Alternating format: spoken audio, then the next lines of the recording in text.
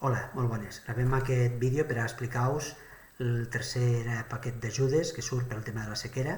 Sabeu que ha sortit un primer, que són ajudes del Ministeri, que no cal fer ni sol·licitud, que s'ha basat en base als caps primats el 2022, que han set per la vaca de llet, la vaca lletant, l'ovella i la cabra, per increment de preus de farratge.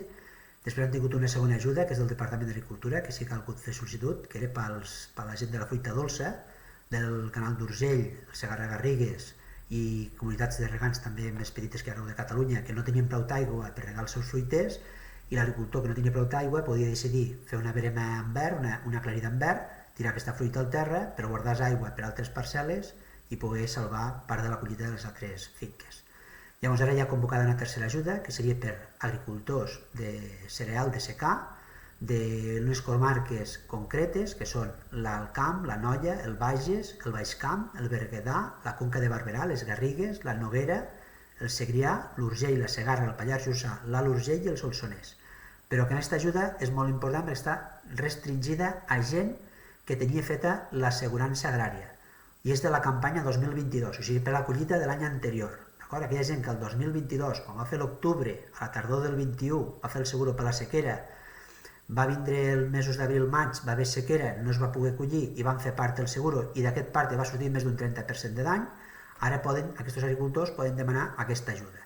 L'ajuda pel 2023 encara està pendent de publicació, ja us informarem quan surti publicada per no marejar. Llavors, aquesta ajuda, que només la poden demanar parcel·les que estan assegurades, però sí que és cert que a vegades qui fa l'adult no coincideix amb el que fa el seguro. Llavors, el que haurà de fer la sol·licitud d'ajuda és el que fa l'adult.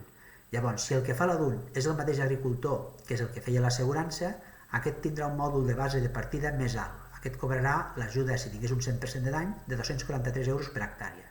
Si ha tingut una sequera del 60%, doncs l'ajut que rebrà serà el 60% d'aquest import, dels 243 euros, i multiplicat pel nombre d'hectàrees que té l'explotació de cereal de secà.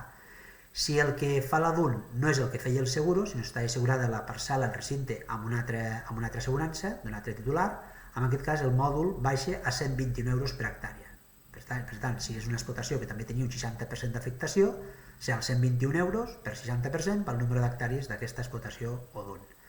També important remarcar d'aquesta ajuda que també hi ha el compromís que la gent que ho assegura ha de continuar fent l'assegurança durant 5 anys. O sigui, un dels compromisos d'aquesta línia d'ajut de cereal de secà és continuar fent l'assegurança durant 5 anys, per la sequera, no vol dir només fer un seguro per pedra.